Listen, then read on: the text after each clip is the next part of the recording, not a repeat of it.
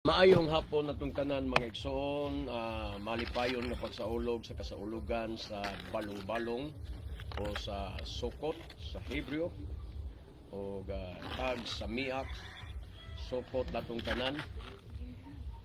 Shalom Aleino Yalkol Israel, ang kalinaw manang og sa tibuok Israel. Tag sukot sa miak sa tanang mga Hudyo Israelita sa tibuok kalibutan o sa tanang mga Mesianic nga nagsaulog sa kasulugan sa sukot, sukot sa miak natong tanan.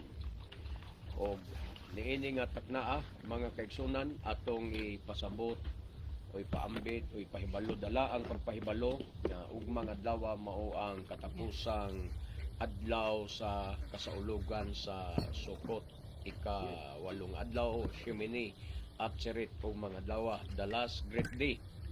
So mauna ang pinaka-importante nga adlaw sa kasaulugan sa sukot mga igsoon.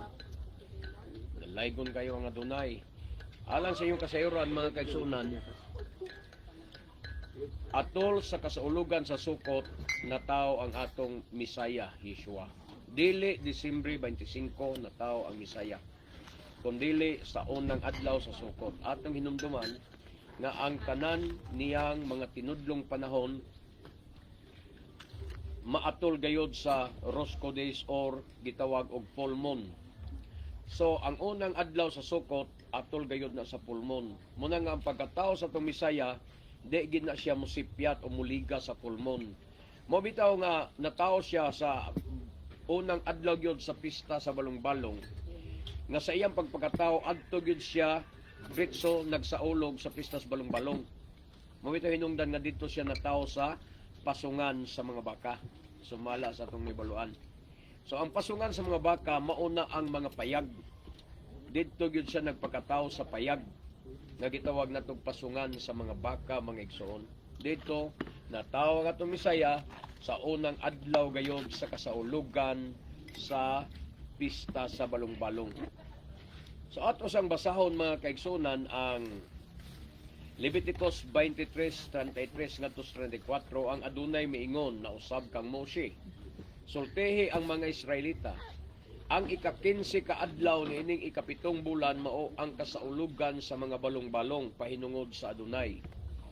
O sa ato kasaulugan sa mga payag or kasaulugan sa mga balong-balong. Sa Hebreo sukot. Mulungtad kinig 7 ka adlaw. Sa 35, sa unang adlaw himuan ninyo ang usa ka balaang panagtigom ug ayaw kamo pagtrabahog bugat. Sulod sa 7 ka adlaw paghalad kamog mga halad nga sunugon alang sa adunay. Sa ika-8 adlaw paghimo kamog balaang panagtigom ug paghalad kamog mga halad nga sunugon alang sa adunay. Kay balaan man kini nga panagtigom ayaw kamo pagtrabahog bugat. Laktod ta sa bersikulo 39. Sa ika-15 nga adlaw sa ikapitong bulan ni adtong Tisri 15, sa dihang mahipos na ninyo ang abot sa inyong yuta, pagsaulog kamo alang sa adunay sulod sa 7 ka adlaw. Ang unang adlaw ug ang ika-8 mao ang mga adlaw sa hingpit nga pagpahulay. So ang unang adlaw atong gisugdan ni atong Lunes, miaging Lunes, moto ang unang adlaw. O ang ika-8 adlaw, ugma pod sa adlong Lunes, ugma adlong Lunes, mao ang ika-8 adlaw. Ug matod pa sa Biblia, sa New Testament, mauna ang pinaka-importanteng adlaw sa kasaulugan sa mga payag. Na sa Juan atong mabasa. Ika-8 adlaw ugma gitawag nag Shemini at Tsirit. Nahibuan sa uban the last great day mga igsoon. Og ugma sang adlaw atong sa ulugon ang Simchat Torah mga igsoon. Dili ka mukuyog sa mga Orthodox nga ang ilang Simchat Torah sa Martes pa sa ikasiyam ng adlaw. Wala na sa Torah mabasa nato nga dunay ikasiyam pang adlaw. So ika-8 rang adlaw mga igsoon. Og ang mga Orthodox ngadto sila sa ikasiyam nga adlaw kay balay-balay naman lang sila unya alkanse man ta dire kay kada pamilya nato wala man tay Torah mga igsoon. So adto himuon nato ang Simchat Torah sa katapusang adlaw sa Shemini at Tsirit aron ang tanan nga mga membro sa Kehela makahimo sa pag kugos sa Torah, mga igsoon. So muna nga adto nato himuon ugma ang simini o ang Simchat Torah. Simchat Torah means rejoicing of the Torah. Magkalipay tadya sa Torah, mga kaigsunan. So ang unang adlaw ug ang ikawalo maoy mga adlaw sa hingpit nga pagpahulay. 40 sa 40. Sa unang adlaw panguha kamog mga bunga sa mga kahoy nga makaon, mga palwa sa palmera, mga sanga sa mga kahoy nga daghan og dahon, og mga tambo sa sapa, og paglipay kamo sa tubangan sa Dunay nga inyong Elohim sulod sa 7 ka adlaw. 41. Sa ulogan ninyo kini alang sa Dunay sulod sa usa ka semana. Munang usa ka semana gyud ang pagsaulog sa aning gitawag o pista sa balong-balong. Sa ikapitong bulan sa tuig, muna nga ang ikapitong bulan sa tuig mauna ang Tisri na atol sa atong kalendaryo Oktubre, mga igsoon. Tulumanon kini nga walay katapusan alang kaninyo o sa inyong mga kaliwatan.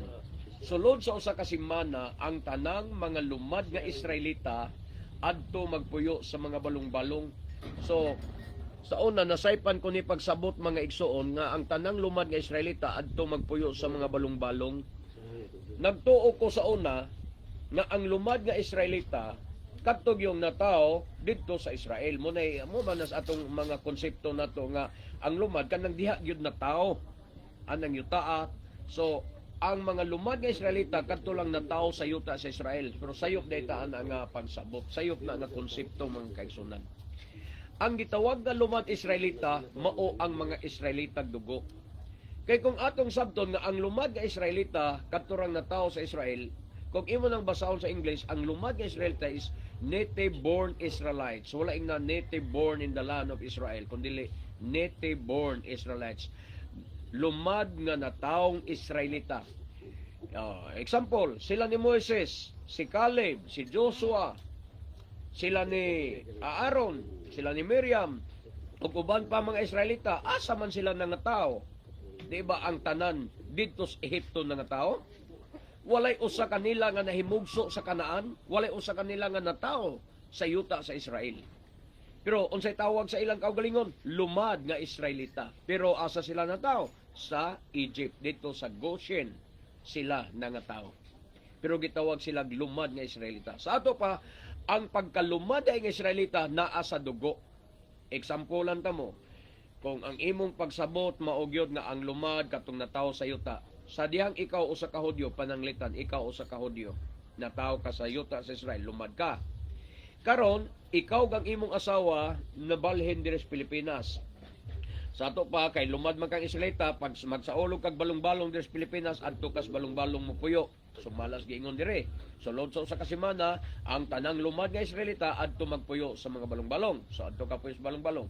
Karon nanganak mo sa imong asawa dinhi sa Pilipinas. Karon kay diri na mas Pilipinas na tawo ang imong anak. Dili na ba nimo, di na ba siya pwede mosulod sa balong-balong? Inig ka sa ulugan sa balong-balong kay ay imo siyang isipon nga di siya lumad. So sayop na siya nga konsepto, mga kaigsunan.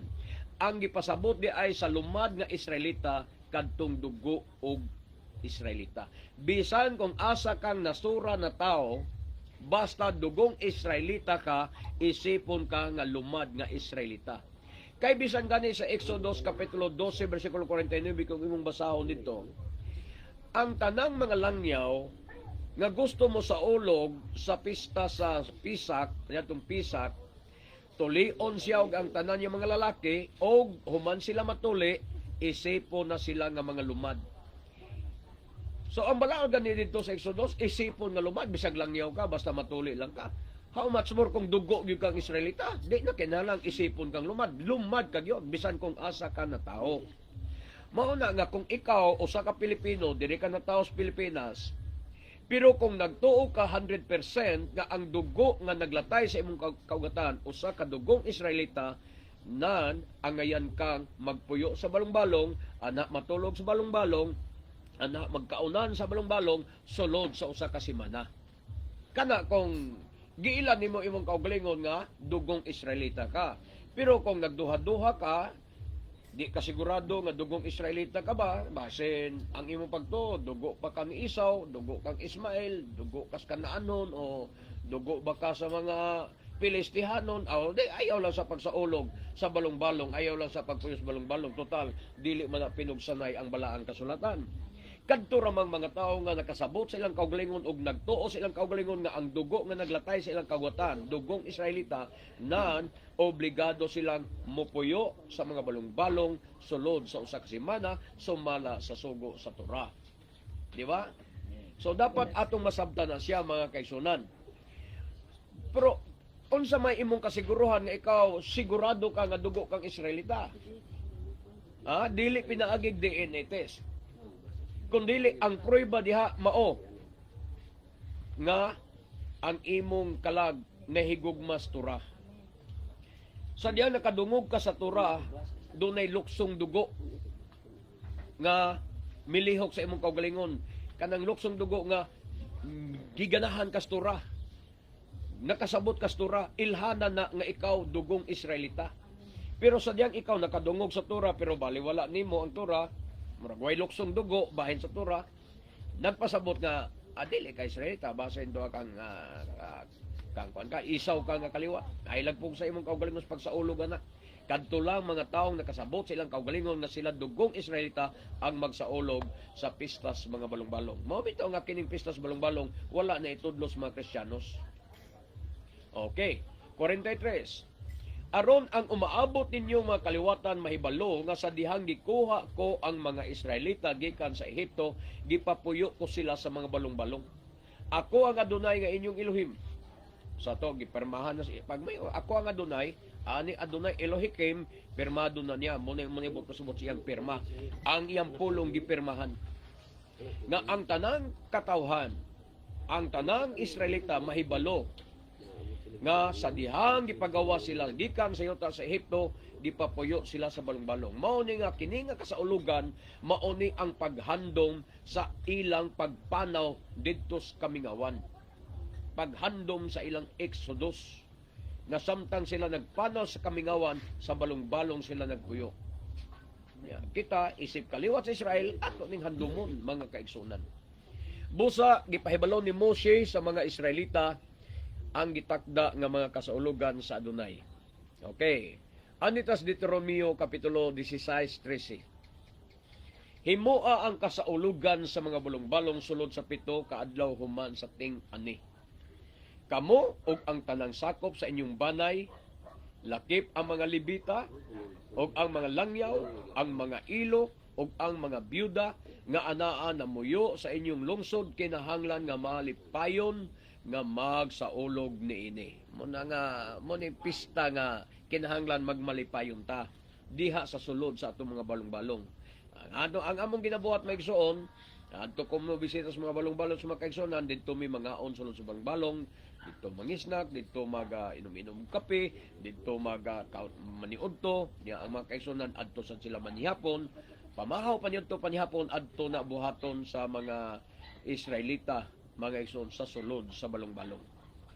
No, unya kung way ulan adto matulog sa balong-balong, pero kung magulan di lang sa makatulog sa balong-balong, kanara natulog ka nga malipayon kay ang gusto sa Adonai kinahanglan magmalipayon kita nga magsaulog niini. Himuan ninyo ang maong kasaulugan pahinungod sa Adonai nga inyong Elohim sulod sa 7 ka adlaw didto sa dapit nga ampuanan, kay panalanginan man niya ang tanan ninyong mga paningkamot aron magmalipayon kamong tanan.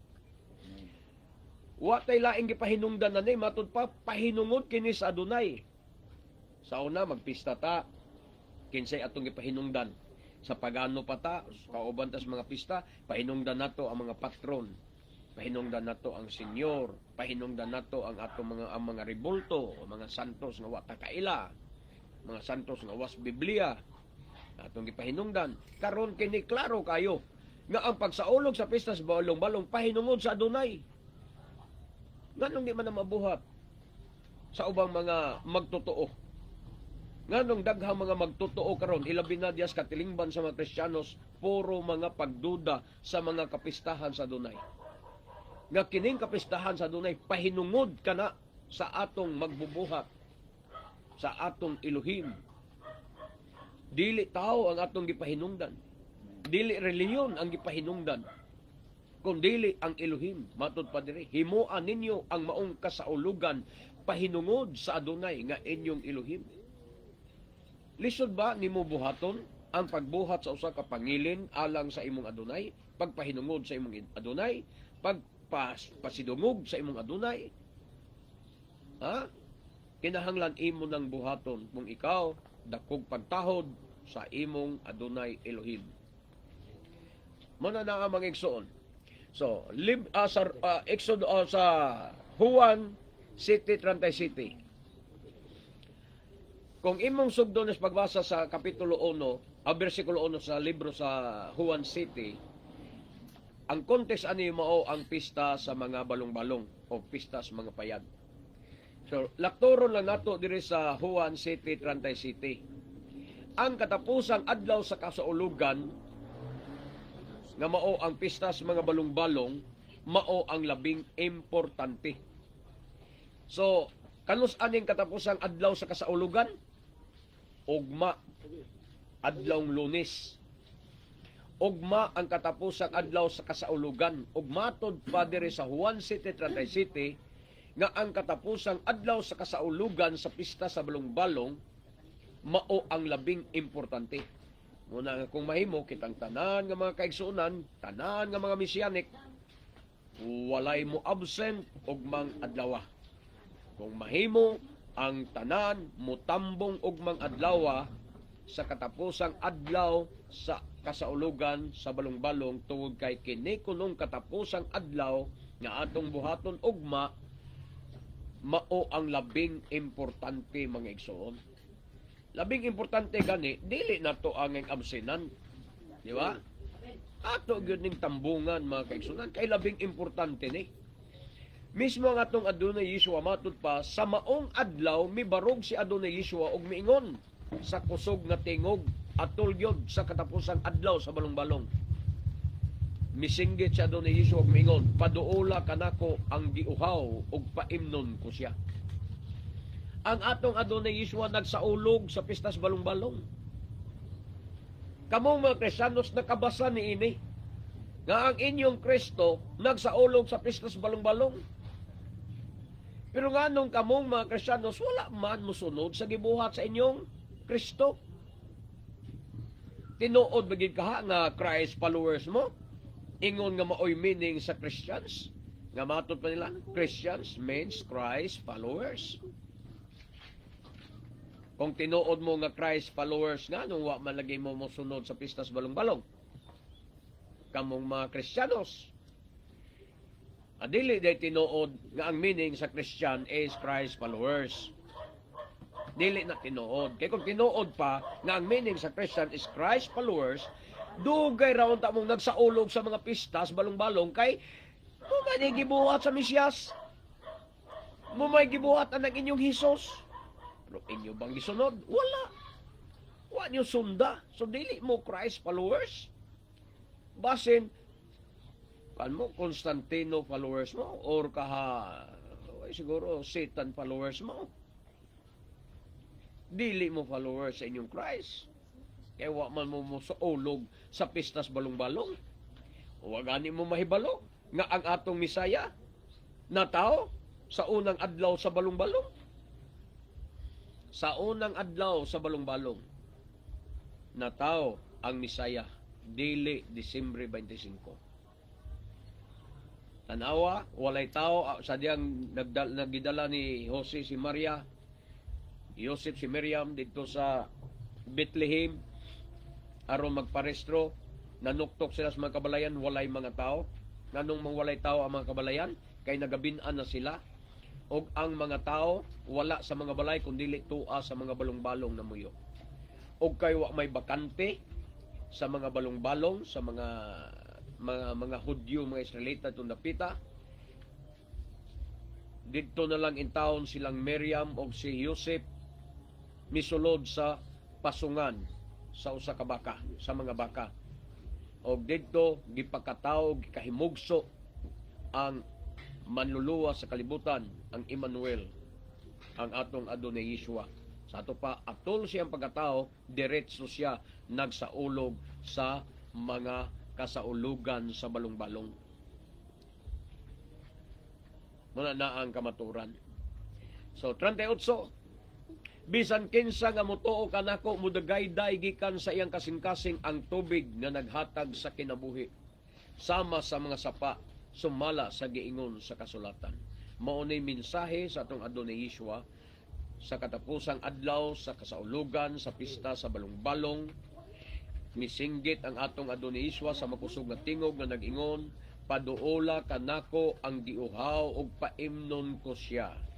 Bisan kinsa nga motuo kanako mudagayday gikan siyang kasing-kasing ang tubig nga naghatag og kinabuhi sama sa mga sapa sumala sa giingon sa kasulatan. Hinaot pa mga igsoon nga ang panawagan sa atong Adonai Yeshua nga muduol ka kaniya, ikaw nga giuhaw iya kang paimnon. Ikaw nga nangandoy kinabuhi mudagayday kanimo o sa imong kasing-kasing ang mga tubig na naghatag sa kinabuhi sama sa mga sapa. Muduol ka sa Adonai, musunod ka sa atong Adonai Yeshua, mudawat ka sa atong Adonai Yeshua, og sundon mo siya, sundon mo ang iyang mga ginabuhat. Kung siya nagsaulog sa mga kapistahan, nga gisgutan sa Leviticus 23, na ikaw usab magasaulog sa mga kapistahan kung ikaw tinuod nga followers sa atong Adonai Yeshua Misaya. Dalaygon kayo ang Adonai, mga igsoon, moron akong pahinumdom, og mga adlawa, pizza 17, og mga adlawa, pizza 17 sa Oktubre, mao ang sa Tisre 21 na siya, mao ang katapusang adlaw sa pistas balong-balong, kana mao ang labing importante nga kuno nga adlaw alang niini nga kasaulugan. Busa ginaot ko nga kitang tanan dili mawala og mga adlaw sa atong pagsaulog ni ining kapistahan. Ang Adonai manalangin ka natong tanan. We love you in Adonai, but our Adonai Yeshua loves you more. Israel kay mabuhi ang katawhang Israel. Baruch Hashem Elohi Abraham, Elohi Yitzchak, Elohi Israel, Bishem Adonai Yeshua HaMoshiach. Amen. Baruch Hashem, hallelujah. Ni ako karon himog live sa balong-balong, mga igsoon sa ilalom sa balong-balong, sa atong igsoon brother Yik ug sister Jillian, ni ako sa ilang balong-balong naghimo ni ining mensahe karon, mo ni inyo makita, no? Ugma pa ni gubaon kay ugma pa ang katapusang adlaw. So katapusang gabi karon sa atong pagsaulog sa pistas balong-balong. Ugma ang the last great day, ang matutashime ni Atzeret, ug ugma ang Sem Katura.